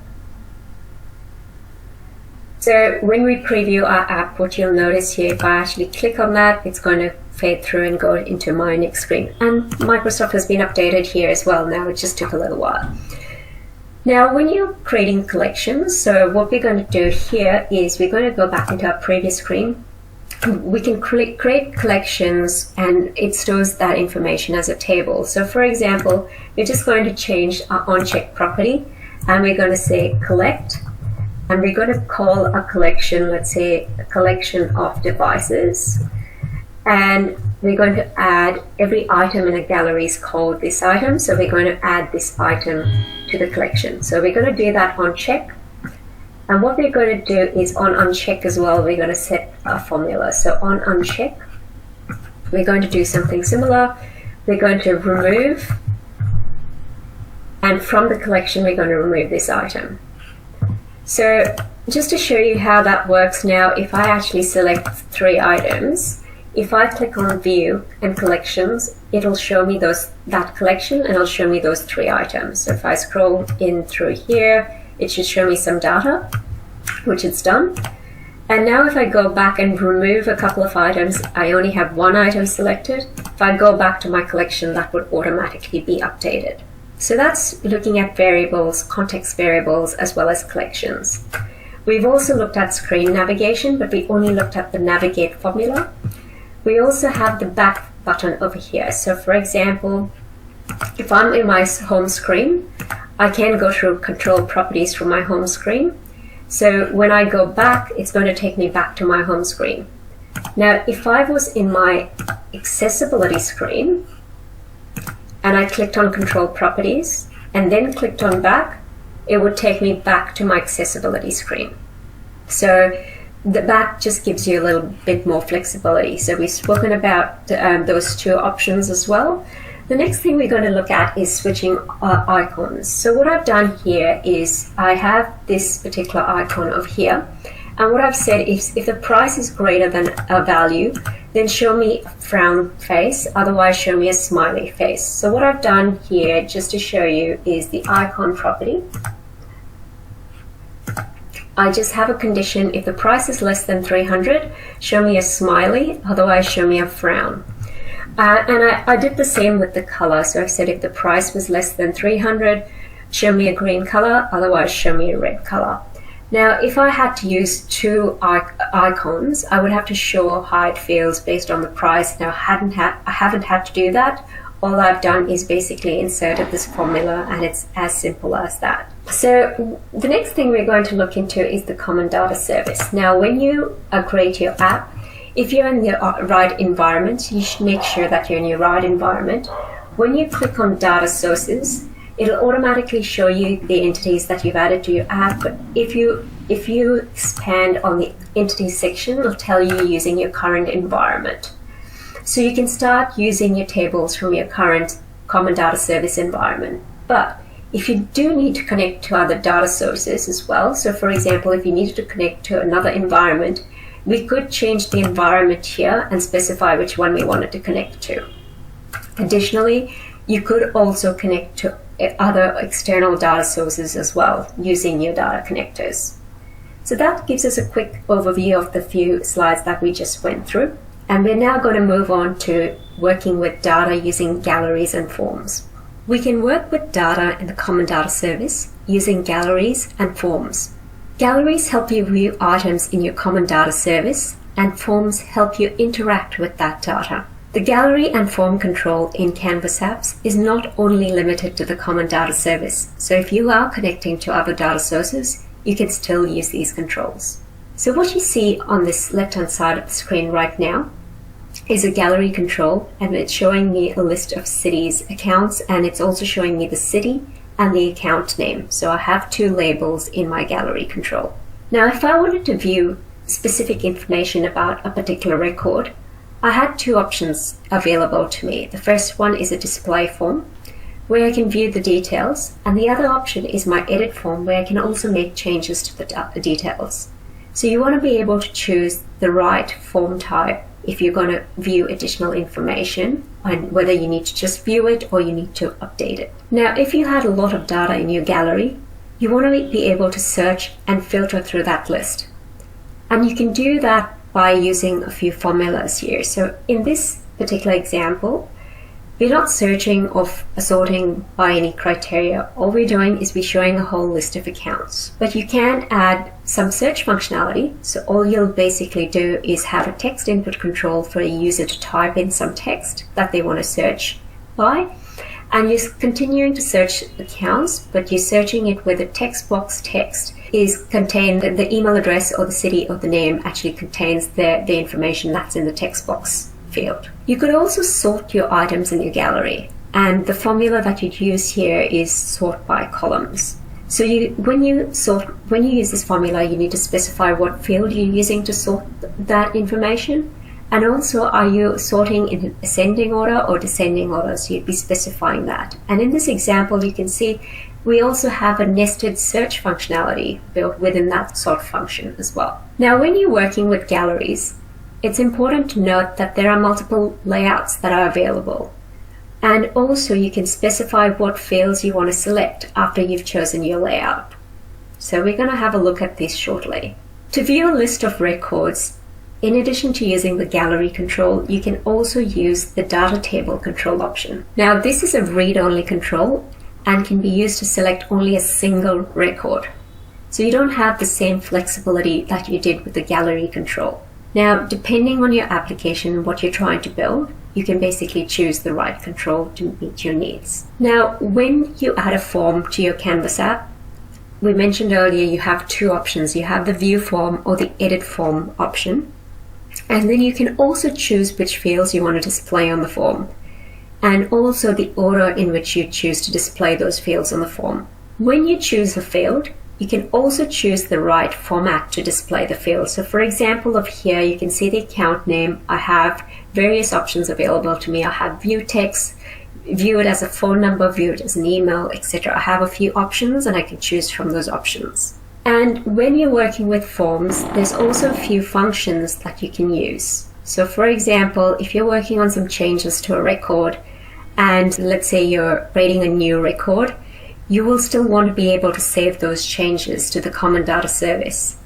And the submit form function will allow you to do that. So all you're doing is basically saying submit form, and you're then going to specify what form you're submitting, so the name of the form that you're submitting.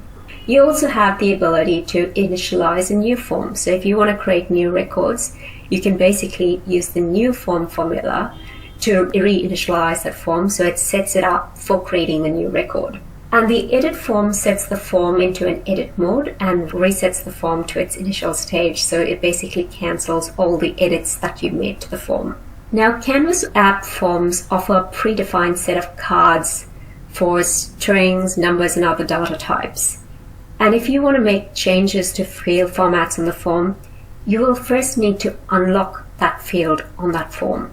A point to note, however, is you cannot relock a card once it has been unlocked. However, you can remove the field and re-add it onto the form, and it'll get that into its lock state. Card controls are the building blocks of edit forms and display form controls in Canvas apps. The form represents the entire record, and each card represents a single field or attribute for that particular record.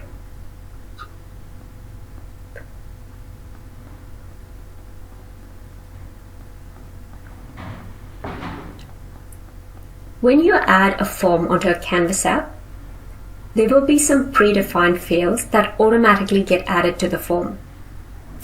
But we don't have to be limited to these options. So you can easily add fields from the fields section, and you could also reorder those fields by dragging and dropping them into the right place. So you can see here there's new fields being added, and those are automatically being saved as well in the Common Data Service. Now let's take a quick look at how we filter data. The filter function helps limit the data that we're pulling in through the app, and also helps limit get our subset of that data. So we can add a new filter function to our data source, and the filter is applied to each record in the data source. It can also include characters like equal to, does not equal to, less than, greater than equal to, and, or, etc. Now you want to be paying careful attention to the filters you're adding to the galleries, because by default the filter is applied as an AND cause. So we're going to have a look at a few examples.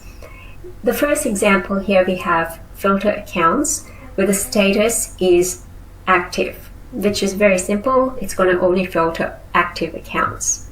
And this second option is basically going to filter active accounts where the account name is Contoso. And then the third option, it's basically filtering accounts where the account name is Contoso and the account name is Fabricam.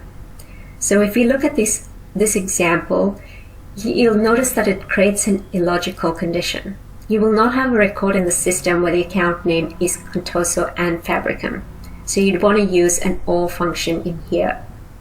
So if you're going to rectify this formula, this is what you'll do. You'll replace the comma with the OR condition. Now you can also apply nested functions. So in this last example here, you can see I'm not only filtering my records, but then I'm searching for records after those filters have been applied. So I'm searching for a record based on the account name after the filters have been applied. Now if you're filtering using the Common Data Service views, all you need to do is when you choose your entity, you can also you will then have the ability to specify what view you're going to use. So these are the views that have been configured in your Common Data Service, and saves you the hassle of creating new formulas to filter that data. We'll now take a look at aggregate functions. So there's a bunch of aggregates, and if you're working with a lot of data, it's important to note that these functions will only work up to 50,000 records. So if you want to do more than that, then you might want to reconsider the architecture of your application, just due to the fact that you will run into delegation issues. So we've got the average function that calculates the average of its arguments. Then we've got the max function, which will find the maximum value. Then we have sum, which will get the sum of the arguments. And then we have a few special functions as well. So we have standard STDEVP, which basically calculates the standard deviation, and VARP, which calculates the variance as well. Now it's important to understand where your query options are applied, as this can impact performance and actual results. So the Common Data Service connector supports delegation of certain query options and allowing them to be processed on the server instead of the client.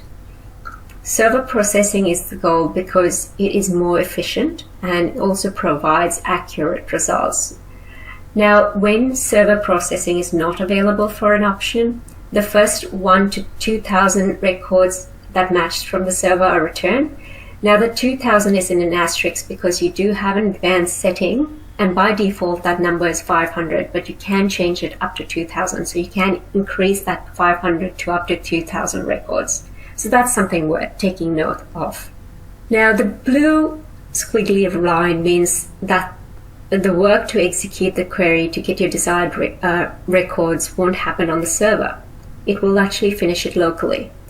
So once you get the first 500 records that qualify based on the first item, the rest of the query will only execute locally and trim the results to show you within the collection of 500 what records qualify for the entire query. So it's important to note that. Now, some expressions are delegable, so it's numeric with arithmetic expressions, for example, aren't. Language and time zone aren't delegable as well. And then date time is generally delegatable, except for date time functions now and today. So there's a few things that you need to consider, and I would recommend reading further on this topic if you think you're going to run into delegation issues. The patch command can be used now to create or update records. So if you're familiar with SQL statements, the patch function is kind of similar to an update or an insert. So in this example, I want to update a contact that is selected in a specific gallery, and I'm updating the number of children based on the text input field that is filled in. This is just the way we're updating the database directly. And the update is only going to happen to the fields that we specify. So in this example, we're only specifying one field, and the patch function is only going to update that field. But you could use the patch function to update multiple fields simultaneously. Early in this course, we spoke about entity relationships. Now we can set up a many-to-one relationship as a nested record in Canvas app.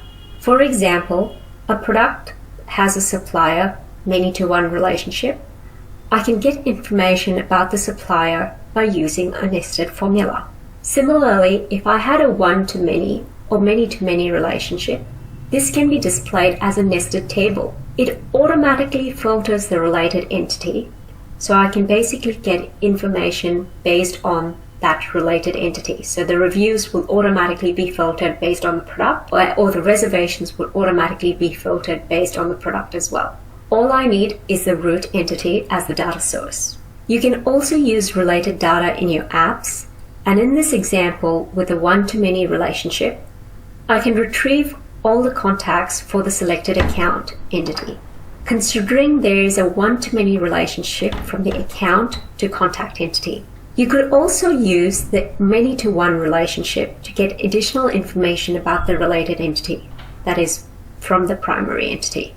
The current limitation is that we cannot write back through a relationship, and we can only reach one level deep. The relate function links two records through one-to-many or many-to-many relationships in the Common Data Service. The unrelate function reverses this process and removes the link. These two functions can only be used with behavior formulas. When working with related data, something to note is polymorphic values or polymorphic types. The Common Data Service supports polymorphic lookups, which can refer to a record from an entity in a set. For example, the owner field in the Common Data Service refers to a record in the user entity or a team's entity record. The same lookup field could refer to two different tables. In this case, you don't always know what the fields will be. So for example, to show the owner record of each account in the gallery, you might be tempted to use the formula thisitem.owner.name. However, if the owner was actually a team, the team entity, the primary field there is team name. And in the user entity, the primary field there would be full name. The app doesn't know which type of lookup you're working with until you run the app, and it can vary between records in the account entity. So what you need is a formula that can adapt to this variance. And you also need to add data sources for the entity type that the owner could be. So in this case, it is users and teams. Add these 3 data sources to your app. So you're using owner, user, and teams.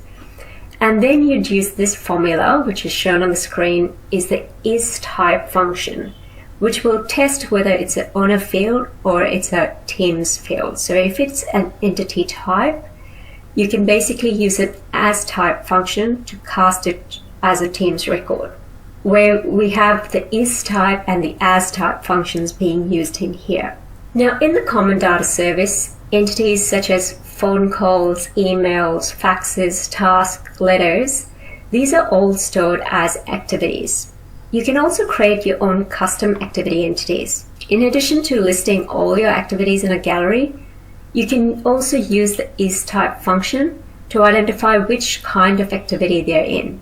So again, before you use the isType with any entity type, you must add those data sources. So for example, if you look at the second screen here, by using the isType formula, I can actually get that phone call or email message. I can prefix it with the right activity type.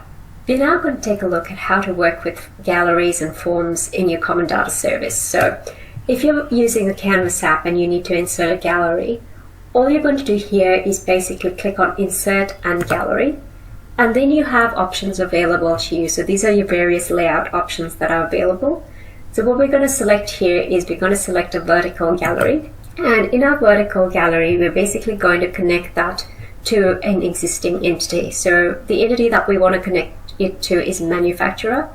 Now I've already added manufacturers in my app, so I don't need to re-add it to the app, but if it didn't exist, I could basically search for it through the entity list. Now, an important point to note when you're using Common Data Service is that your environment has a CDS, a database installed.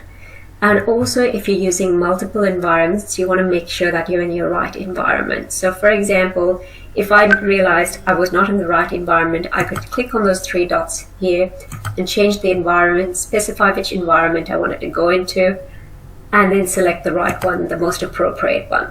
So in this particular scenario, I'm actually going to connect, let's say I'm going to use devices, not manufacturers. So let's select devices.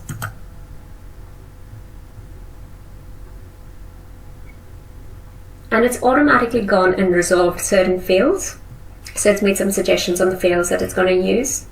And I'm actually quite happy with that layout. But if I wasn't happy with the layout, I could choose a new layout option from the list over here. I could also select which fields I want to map these gallery fields to. So for example, I have my title is the title field, but it is a device name field, but the subtitle is a title. I could change that to price. So we've made a very simple change to price. And then what I could do here is I could basically make changes to the data. I could show you which item in that gallery has been selected as well. We're now going to add a form over here. So when you're adding forms, you have 2 options that are available to you. You have the edit form and the display form. We're going to add the edit form. And what you'll see here is, like we did with the gallery, it's going to ask us to connect to our data source. And we're going to select the same data source. In this instance, we're going to select devices.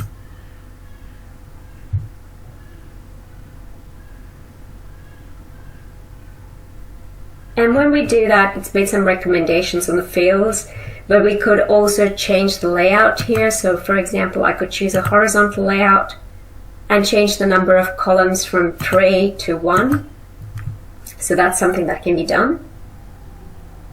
And when we change the layout to 1, you basically see that this automatically resizes as well. And what we can do here is we can remove the fields that are not required. So for example, I'm just going to remove these fields.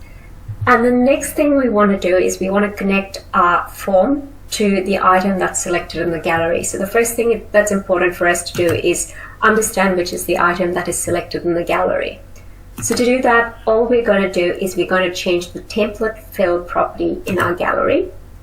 And we're going to say if this item, so every item in a gallery is called this item, and we're going to say if that item is selected, then we're going to change that color, the background color, and we're going to basically change it based on the header label. So I think we call this one header label 7, and we're going to say .fill, and we're going to change that by 70%. We're going to fade it by 70%. So we'll close our color fade and we'll close our if statement, and you can see that that first item is selected. Now what we want to do is mirror that first item details in here. So although we've connected to the data source, what we need to do is specify what item we're connecting it to. And the easiest way to do it is the item property is what's going to change. Now you need to remember your gallery name. Our gallery is called gallery 3. So our formula will be gallery 3 dot selected. So we're tying those two together. And now as I make changes to my gallery control, you'll find, or whatever item I select, you'll find those changes get applied to my form as well. Now with your fields in the form, you have various options that are available to you as well. So when you actually are in your form and you select your form, you can edit your fields, but you can also expand on your data cards and choose a specific type. So for example, if you have a single line of text field, you have a few options that are available to you. And depends on the field type, you'll see other options that are available to you. So I'm quite happy with the ones that I've chosen, but it's important to note that there are options that you can choose from as well.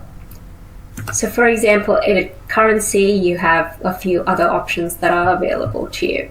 Now that we made the required changes, another option that is also available, so if you're actually changing the properties of a particular field, you need to go into advanced and unlock those properties to change them.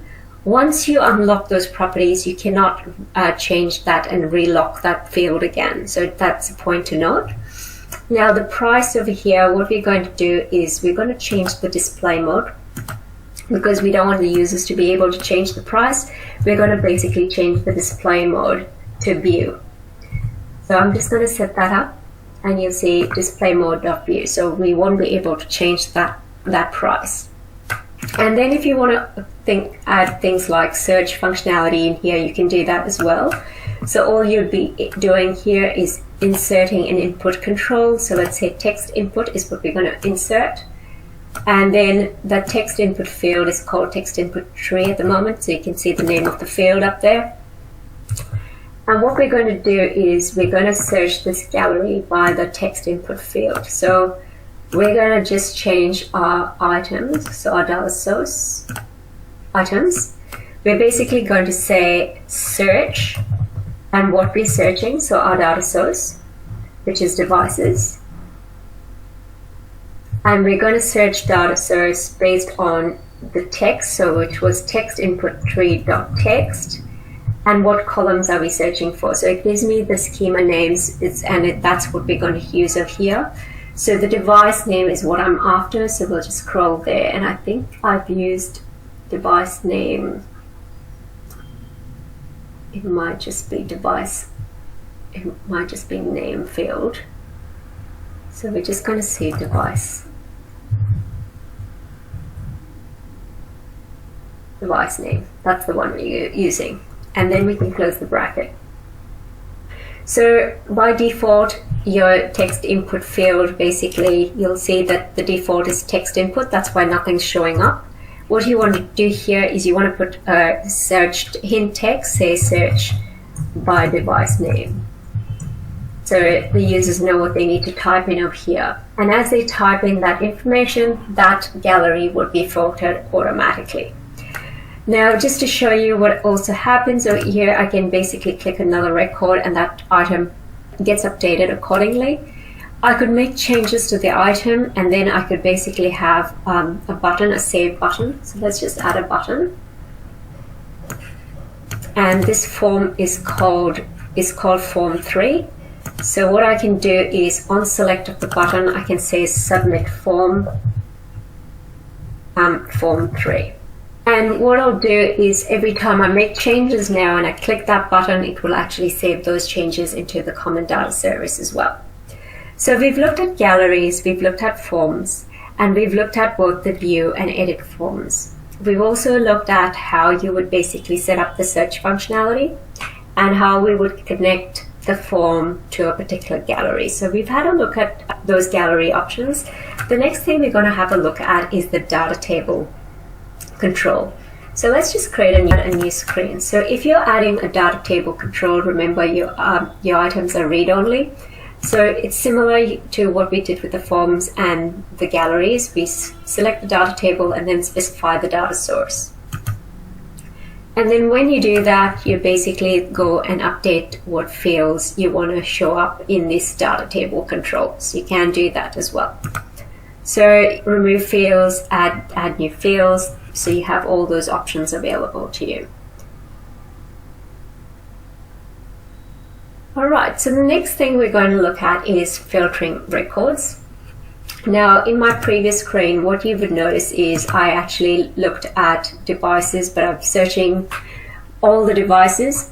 I could actually use an existing view, so we'll do that in this new screen. So we've run out of space in the previous screen, so we might just use this one instead. When you insert a gallery, let's say it's a vertical gallery, and we're going to use device orders in this instance, you will have the ability, we're just going to change layout because I don't have an image in there. You will have the ability here to change views. So for example, right now it shows me all my records. I can change the view to show me all that are pending approval. So show me those where the approval status is new.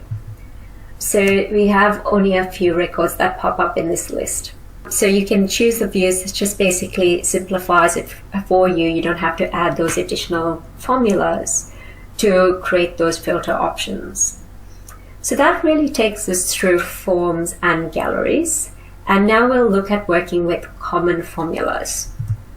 Let's now take a look at some of the common formulas used in Canvas apps. The onStart property runs when the user starts the app.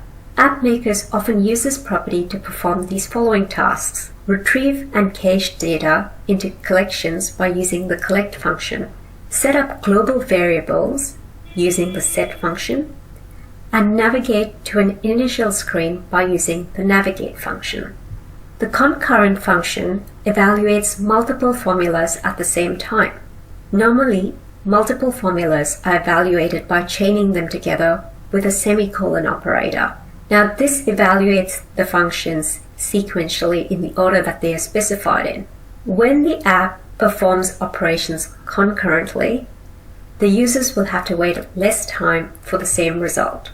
The for all function evaluates a formula for all records of a table. The formula can calculate a value and also perform actions such as modifying data or working with a connection.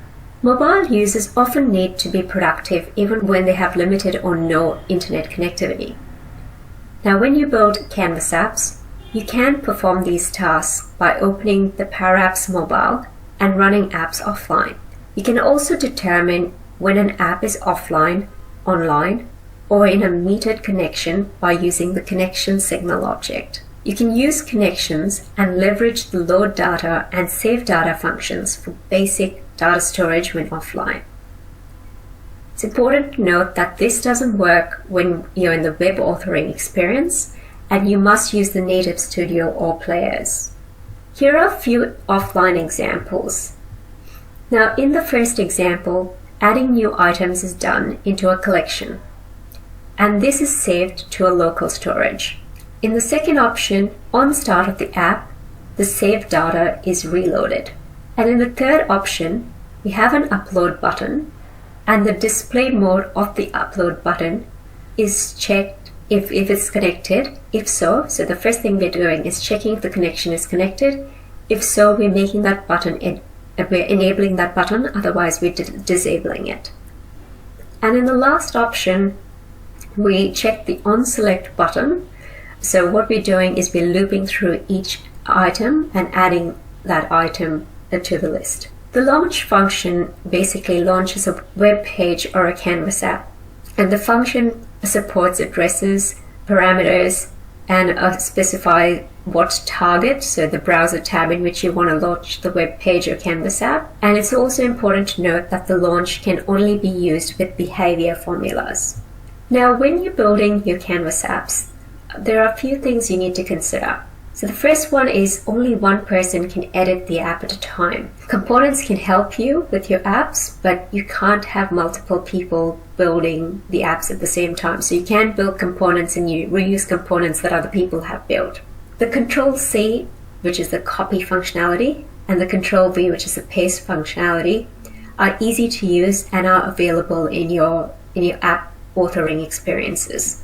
Components are more formal reuse patterns. So if you're trying to reuse certain items, you might want to think about using components. And when you save your changes to the app, they're not automatically made available to all your users. You must hit the publish button before it's available to everyone else to use. And if you're using a mobile device and you're using the Power Apps through a mobile device, users will be prompted every time you make changes to the apps, users will be prompted to download the most recent changes so that those get reflected to the apps as well. So here's what we covered today. We looked at the app checker functionality, which could help highlight problems that you need to fix. We looked at working with forms and galleries and connecting the two. We looked at some common formulas, and we also looked at some variables, so global variables, as well as update context and collections. An important point to note is when you're using queries, watch out for your queries so that you can avoid delegation issues. Thank you. Thank you for this insightful session, and thanks to our participants for being here. Hope you all had a great learning experience. We'll see you again tomorrow. Goodbye.